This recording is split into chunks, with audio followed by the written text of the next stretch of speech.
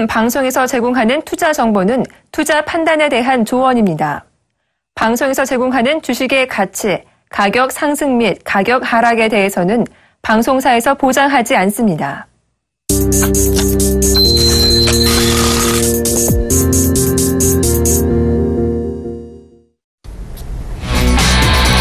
안녕하세요. 시장의 한 이슈가 될 만한 종목 5가지 선정해서 관련된 전략까지 세워드리는 증시 탑5 시간입니다. 시장이 의외로 힘이 좀 떨어지나 싶었던 것도 잠시 다시금 힘을 내어주고 있습니다. 코스닥의 경우에는 외국인들이 순매수 전환해준 결과 현재 720선을 돌파시키면서 어제 종가 대비 0.9% 이상의 상승률을 기록하고 있는데요. 다시금 제약 바이오주가 치고 나오는 그런 모습 인상적으로 보여집니다. 코스피에서는요, 오늘 많이 빠졌었던 삼성전기, LG이노텍 등 IT주가 올라오는데 이어 유가 하락에 따라 항공주가 수혜주로 부각되면서 오늘 대폭 강세를 시현하고 있습니다. 특별히 면세점 2차 선정 모멘텀이 9월에 있다는 분석 속에 오늘 신세계가 급등하는 등 유통주들의 상승도 두드러지는 편인데요. 어제 많이 급락했었던 화학주까지 동반해서 반등을 주면서 외국인과 기관의 약하지만 쌍끌이 매수 속에 코스피도 2020선 회복을 노리고 있는 시점입니다. 자, 시장 분위기가 그래도 아주 안 좋은 시점은 아니다 하는 판단이 듭니다. 개장 직후보다는 오히려 더 나은 상황인데 오늘 이 같은 상승폭이 계속 지켜질지 관심거리 중에 하나가 되겠습니다. 오늘 증시 탑5 종목 선정해 주시고 전략까지 주실 분 소개합니다. 샘플러스 오현진 멘토 함께 주실 겁니다. 안녕하세요. 네, 안녕하세요. 네, 자, 오늘 오현진 멘토가 어떤 종목을 들고 오셨을지 먼저 종목부터 체크해 보겠습니다. 오늘 증시 탑5 종목 5개는요. 먼저 첫 번째 종목입니다. 신한지주, 그리고 두 번째 종목은 삼성생명, 금융섹터 분위기가 느껴지는데요. 계속해서 알아보죠. 세 번째 종목은 우리은행, 네 번째 종목은 한화손해보험, 그리고 마지막 종목은 하나금융지주입니다. 전부 다 금융주로 꾸려져 있고요. 언뜻 은행주 3개, 생보사 하나, 그리고 손보사 하나, 보험주 2개 플러스 은행주 3개인데 왜 이 시점에서 금융주를 들고 오셨을까요? 네, 일단은 지금 말씀드린 종목이 모두 다 금리 인상 수혜주입니다. 그런데 미국이 어찌되었던 간에 기준금리를 올리려고 준비하고 있는 현 시점에서 한국에서 기준금리를 내리기는 쉽지 않다라는 거죠. 그렇다면 당분간 1.5%의 기준금리가 올라가진 않더라도 최소한 이제 더 떨어지진 않는다. 그렇다면 금리 인하에 의해서 수익성이 악화되었던 방금 말씀드리는 이런 5종목들의 수익성이 앞으로는 추가적으로 악화되지 않고 점진적으로 개선될 수 있지 않을까 해서 현 시점에서는 조금 일찍 은행주와 보험주에 좀 관심을 가질 시점이 아닌가 해서 오늘 종목 5개를 선정해봤습니다. 네, 때문에 앞에 출발 증시 와이드 아침 개장 프로그램에서도 오늘 은행주 좋아 보인다 언급을 해주신 바 있는데요. 미국 금리 인상 대비책, 오늘 금융주, 특별히 보험주 플러스 은행주 얘기 들으실 수 있을 것 같습니다. 베스트 한 종목도 끝에 꼽아드리니까 끝까지 함께 해주시면 좋을 듯하네요. 종목 하나하나 얘기 들어보겠습니다.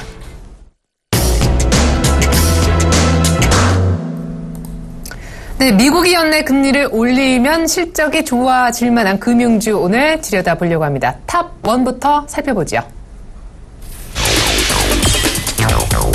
네, 첫 번째 종목은 신한지주입니다. 상반기 순이익이 1년 전 같은 기간보다 13%나 늘어났다.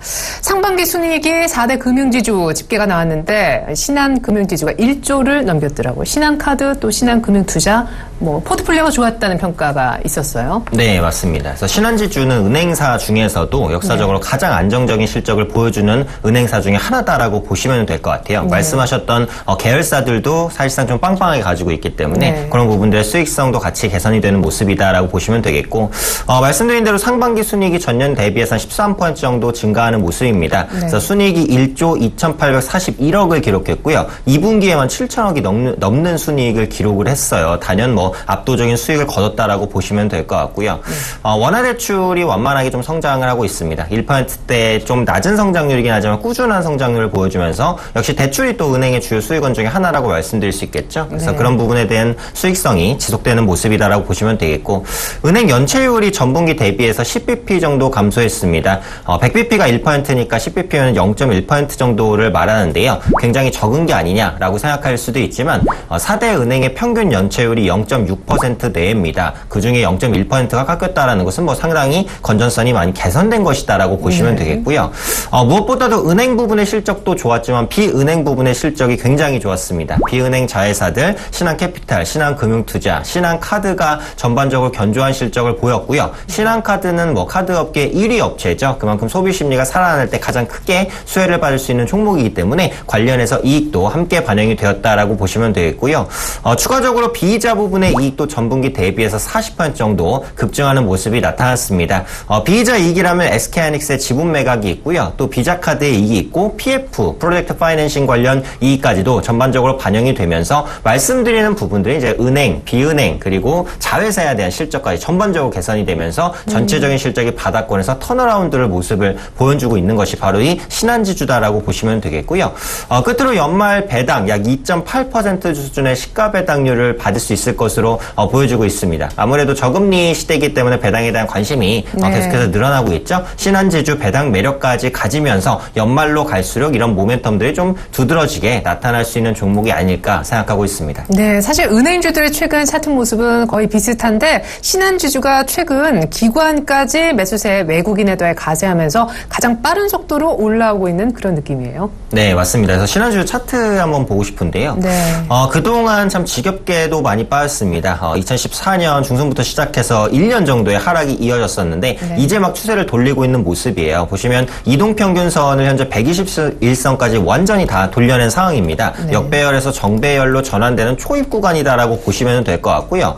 최근 시점에서 이제 외국인과 기관의 수급도 유입되는 모습이 아마 확인이 되실 것 같습니다. 그리고 그동안 낙폭이 워낙에 컸었기 때문에 물론 신한지주만 이렇지 않아요. 모든 은행주가 다 그런데 낙폭이 컸었기 때문에 가격적인 매력도 분명히 생겼고 부담 없이 좀 올라갈 수 있는 위치까지 온 것이 아니냐. 신한지주 32,800원 수준인데요. 현재가도 충분히 매력적인 가격이다 판단합니다. 미국이 사실 연내 금리를 올린다고 하는데 그게 이제 9월이 될지 12월이 될지 알 수 없는 상황에서 만약에 12월에 올린다라고 하면 거의 연말까지 쭉 들고 간다 생각하면 되나요? 네, 그렇죠. 그래서 은행주는 어차피 빠른 수익을 보기 위해서 매수하는 건 아니죠. 네. 방어적인 성격이 조금 강하고 중장기적인 투자 관점을 좀 봐야 되는 그런 종목이기 때문에 사실 은행주를 들어가서 내가 뭐 2주, 3주만 가지고 있다 나오겠다라고 하시면 다른 종목을 보시는 게 훨씬 낫습니다. 네. 최소한 3개월에서 6개월 정도의 투자 기간을 보셔야 되는 게 뭐 은행주다 이렇게 말씀드리고 싶습니다. 네, 실적이 좋아지고 있고 배당 매력까지 돋보이는 신한지주 얘기를 첫 번째로 들어봤습니다.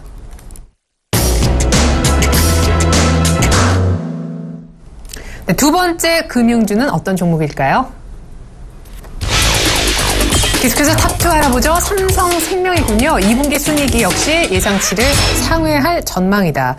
아직 실적이 나오진 않은 그런 모습이에요. 네, 맞습니다. 삼성생명 실적이 13일에 나올 것 같아요. 네. 지금부터 한 10일 정도 후에 좀 실적이 나올 것 같기 때문에 한번 주목해 보시면 좋겠고요.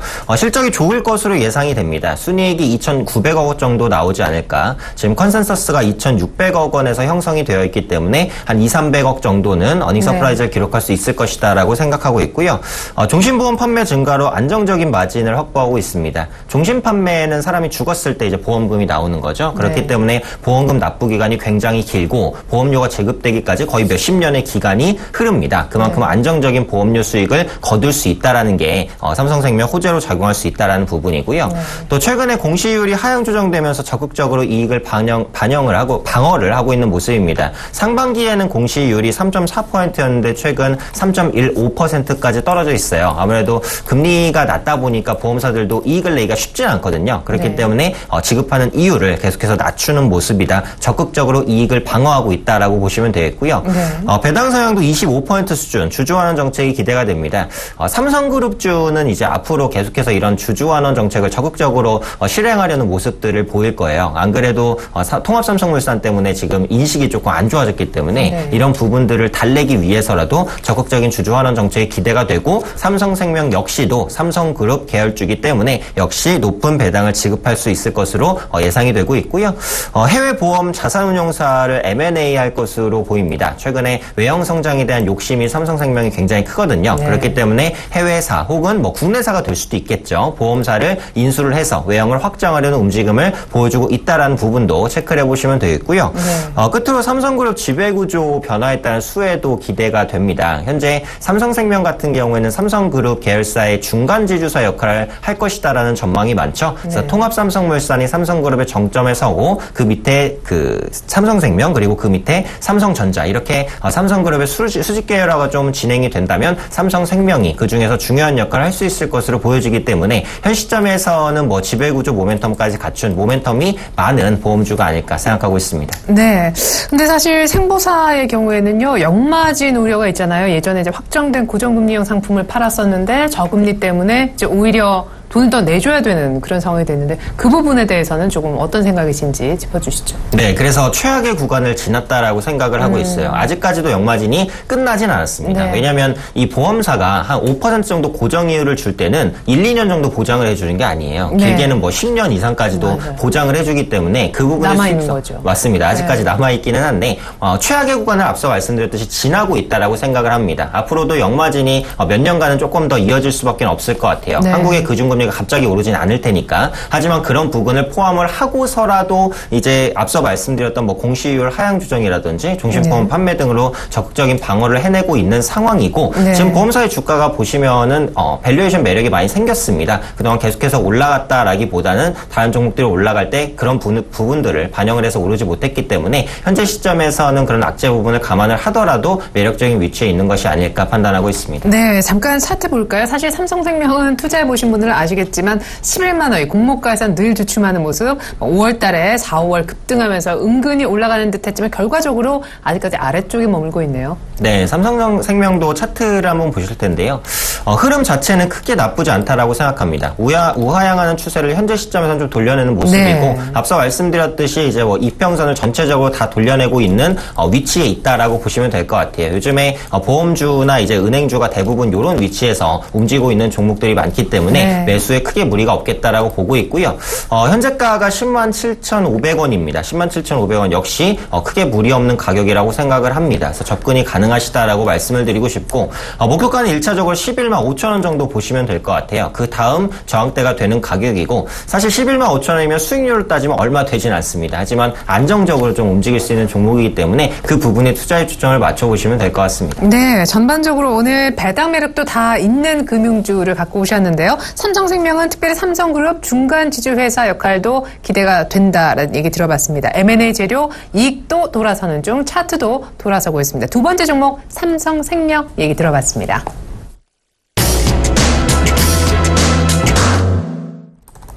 계속해서 탑3 살펴보죠. 네, 금융주 가운데 세 번째 종목 우리은행입니다. 2분기 당기순이익이 2,261억 원을 기록했네요. 사실 민영화를 추진 중에 있는 우리은행 아직까지 뭐 진행 중에만 있는데 양호한 실적을 일단 시현했네요. 네, 그래서 사실 뭐 우리은행뿐만이 아니라 은행주가 전체적으로는 참 양호한 실적을 실현을 했죠. 그러면서 네. 시장의 관심을 다시 한번 받고 있는 상황이다라고 보시면 되겠고 안 그래도 지금 2분기 대기업들이 거의 이제 그 컨센서스를 충족시키지 못하는 실적을 내고 있는 판국에 컨센서스를 상회하는 실적을 발표하고 있는 은행주로 향후 시장의 수급이 쏠릴 수 있다는 부분을 염두에 두시면 좋겠고요. 네. 말씀해 주신 대로 2분기 순이익이 2,261억 원을 기록을 했습니다.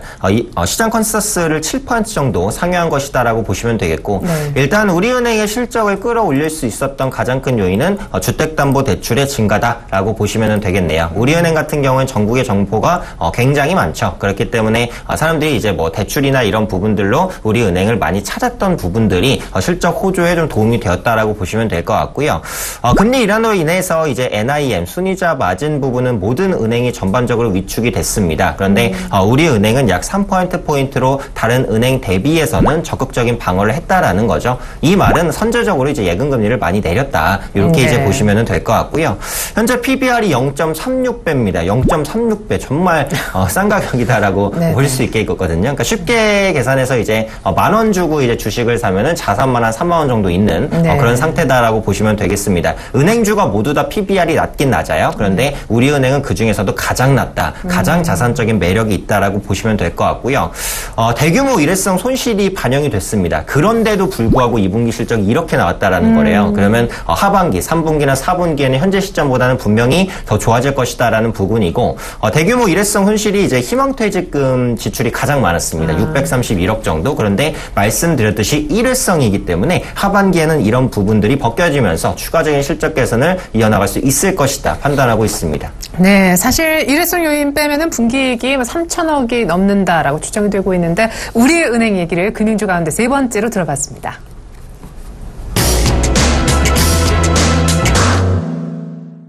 네, 미국이 금리를 올리면 같이 수혜를 볼 수 있는 금융주 가운데 보험주와 은행주 들여다보고 있습니다. 어닝 쇼크가 아니라 이 분위기 속에서 어닝 서프라이즈를 내고 있는 은행주와 일부 생명주까지 얘기를 들어봤는데요. 탑4가 기다리고 있네요. 알아보죠.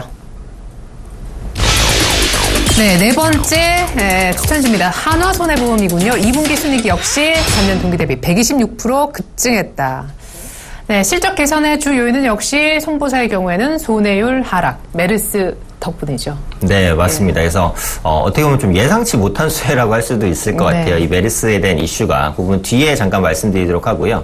일단 2분기 순이익이 382억으로 전년 대비해서는 126% 정도 급증을 했습니다. 차트도 보시면 사실 이전부터 올라오고 있었어요. 그래서 그런 실적 개선에 대한 부분을 선반영하면서 주가가 먼저 다른 보험주보다 먼저 좀 턴어라운드하는 모습을 보인 게 바로 하나손해보험이다라고 보시면 되겠고요. 2분기 보장성 신계약이 전년 동기 대비해서 23% 정도 성장한 모습입니다. 요즘에 이제 그 보험이 보험 기능에만 충실한 보험을 가입하시려는 분들이 많아요. 그러니까 예전에는 그 보험을 가입하시면은 뭐 만기에 뭐 얼마를 돌려주겠다, 어느 정도의 수익을 내주겠다, 네. 변액보험이라고 하죠. 네. 변액보험의 판매가 굉장히 많았었는데 요즘에는 깔끔하고 담백하게 딱 보험 기능만 있는 그런 보험을 많이 찾으십니다. 그런 보험 가입자가 하나손해보험에 많이 가입을 했다라고 보시면 될 것 같고요. 보험료는 낮지만 나중에 이제 돌려줘야 될 금액이나 수익률에 대한 부담은 없어요. 그냥 보험금 지급 사유가 발생했을 때 지급만 하면 됩니다. 사실 보험사 입장에서는 가장 담백하게 수익을 거둘 수 있는 게 바로 이 보장성 보험이다라고 보시면 되겠고 네. 그 신계약이 전년 동기 대비해서 20% 이상 성장하는 모습이었다라고 보시면 되겠고요. 다음으로 2012년 요율 인상 효과가 이제부터 막 가시화가 되고 있습니다. 요율 인상이라는 것은 이제 보험 계약 시에 보험료 결정하는 비율인데 쉽게 말해서 보험료죠. 보험료를 올렸습니다. 그래서 그에 따른 영향이 이제 가시화가 좀 되고 있다라고 보시면 되겠고요. 위험 손해율은 전년 대비해서 4.7%포인트 정도 하락했는데 손보사 중 유일하다라는 게 좀 특징적이다라고 말씀드릴 수 있겠습니다. 손해액의 보험료 내에서의 비율이죠. 그러니까 낸 보험료 대비해서 손해액이 얼마냐. 작으면 작을수록 당연히 보험사 입장에선 좋겠죠. 그런데 손보사가 모두 다 이 위험 손해율이 올라갔습니다. 그런데 말씀드리는 하나손해보험만 유일하게 하락했다라는 부분, 보험사 내에서도 특징적인 부분을 보여주고 있다라고 보시면 되겠고요. 끝으로 이제 앞서 언급해 주신 부분입니다. 메르스 사태에 따른 반사이익을 얻었다라고 보시면 되겠죠. 쉽게 생각하시면 왜 보험주와 관련이 있지? 라고 생각할 수도 있는데 메르스 사태 때문에 이제 사람들이 밖에 잘 안 돌아다녔죠. 그러면서 자동차도 덜 타고 외출도 덜 하고 병원도 덜 가고. 맞습니다. 네. 병원도 덜 가고 그러면은 이제 밖에서 보험 사고가 발생할 수 있는 가능성 자체가 당연히 줄어들겠죠. 외출을 안 하니까. 그래서 그런 부분들 때문에 지급되는 보험료가 정말 가시적으로 줄었어요. 그 기간에만. 뭐 앞으로는 다시 늘어날 수도 있겠지만 그래서 그런 부분들이 단기적으로는 또 손익 개선에 좀 도움을 줬다. 그러면서 양호한 순이익을 보였고요. 앞으로도 앞서 말씀드렸던 거시적인 부분은 결국은 금리가 올라간다. 미국의 금리가 올라간다는 데 방점이 맞춰져 있습니다. 그래서 그런 거시적인 여건이 향상되는 수준을 올라가서 이제 하나손해보험도 실적이 계속해서 개선되는 흐름을 보여주지 않을까 판단하고 있습니다. 네, 사실은 어제 김태환 멘토님이 롯데손해보험, 롯데가 있어서 조금 찝찝하긴 하지만 그래도 역시 같은 관점에서 롯데손해보험을 추천해 주시고 가셨었는데 사실 하나손해보험이 이렇게 차트가 좋을지 몰랐네요. 거의 신고가 영역이에요. 네, 맞습니다. 네. 앞서 말씀드렸듯이 보험주 내에서도 특징적으로 수익 개선되는 모습을 좀 먼저부터 보여줬어요. 네. 그렇기 때문에 상대적으로 다른 보험주보다 양호한 흐름이다라고 보시면 되겠고요. 지금 사도 되나요? 하나손해보험은 타이밍을 좀 보고 사시는 게 맞을 것 같습니다. 예. 바닥권에 있지는 않기 때문인데 현재 기술적으로 보자면 하나손해보험을 신규로 매수하실 분들은 전 고점을 넘어설 때 들어가시는 게 타이밍상 좋습니다. 지금 전 고가 가격이 6,760원이거든요. 현재 주가 6,660원이니까 상박으로 100원 정도가 남았습니다. 그래서 100원 이상 올라가면서 전고점을 뚫어내는 흐름이 나타날 때 신규 매수를 하시면 좋겠고요. 보유하고 계신 분들은 이제 차트가 다시 한번 바닥권을 찍고 상승으로 전환하려는 모습들이 나오고 있죠. 그대로 보유하시면서 흐름에 따라 대응하시면 가장 좋은 대응일 것 같습니다. 네, 손해보험주 가운데 가장 이익 개선세가 돋보이는 종목 때문에 이미 신고가 영역에 있는 종목이었습니다. 하나손해보험 갖고 계신 분들은 그대로 홀딩, 신규 매수에 관심 있으신 분들은 지금보다 주당 100원이 더 오른 전고점이 돌파되는 6,760원에 매수하라 얘기 들어봤습니다.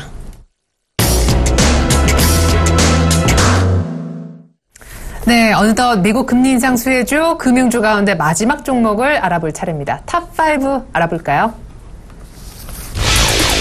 네, 오현준멘트의 마지막 추천주 하나금융지주입니다. 역시 2분기 순이익이 3,750억 가까이를 기록했는데요.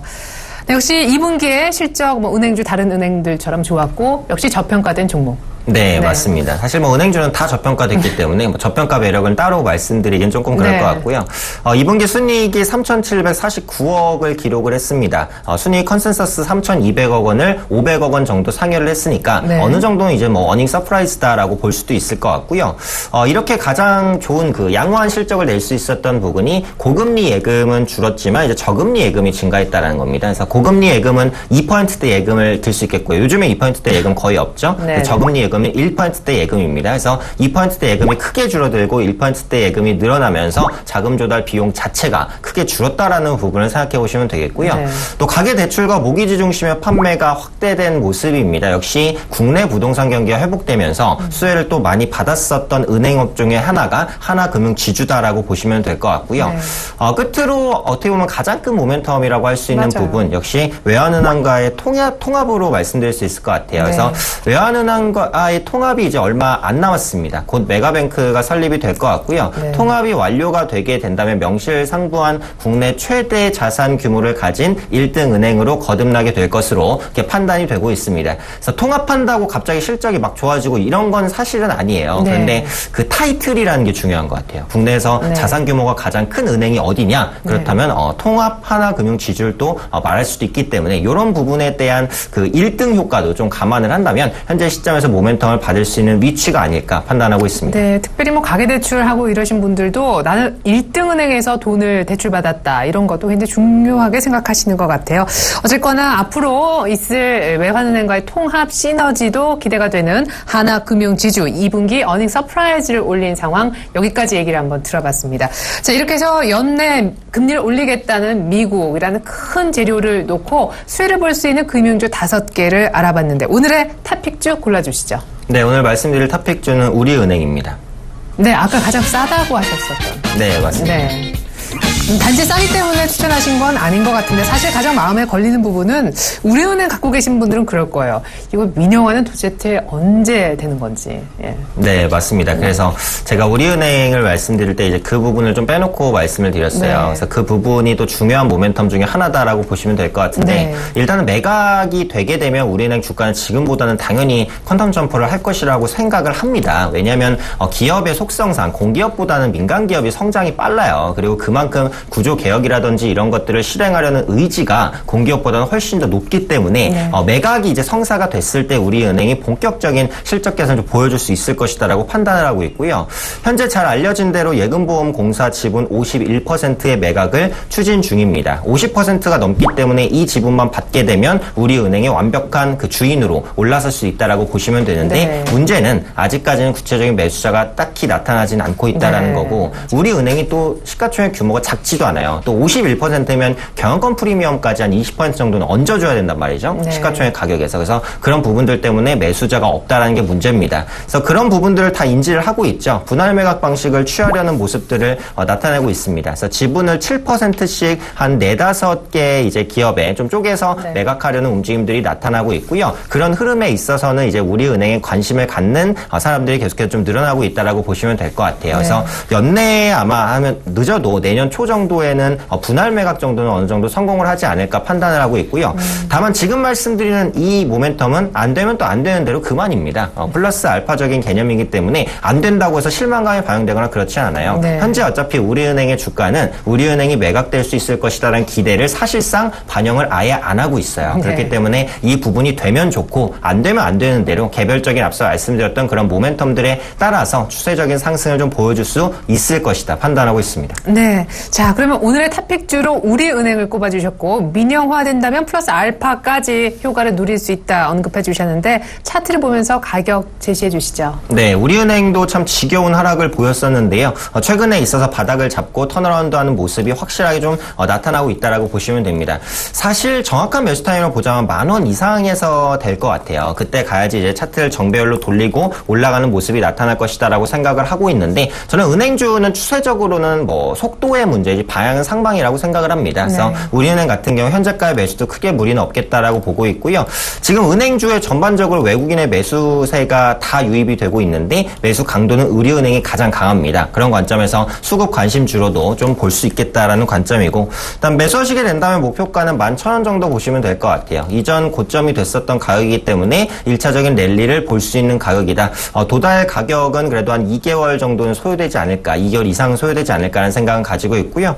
손절가는 9,000원 정도 보도록 하겠습니다. 이전에 저점을 찍고 반등했었던 가격들, 주가가 한번 밀리게 되면 지지가 나타날 수 있는 가격이기 때문에 목표가는 11,000원, 손절가는 9,000원, 매수는 9,570원 현재가에서도 크게 무리는 없겠다 말씀드리도록 하겠습니다. 네, 이렇게 해서 오늘 미국 금리 인상에 따른 수혜주, 금융주 5개 가운데 우리은행이 탑픽주로 꼽혔습니다. 실적도 좋고 민영화라는 덤도 있고 외국인 수급도 가장 강력하다라는 이유에서 추천해 주셨습니다. 지금까지 탑5 분석에 샘플러스 오현진 멘토 도움 말씀 들었습니다. 고맙습니다. 네, 감사합니다.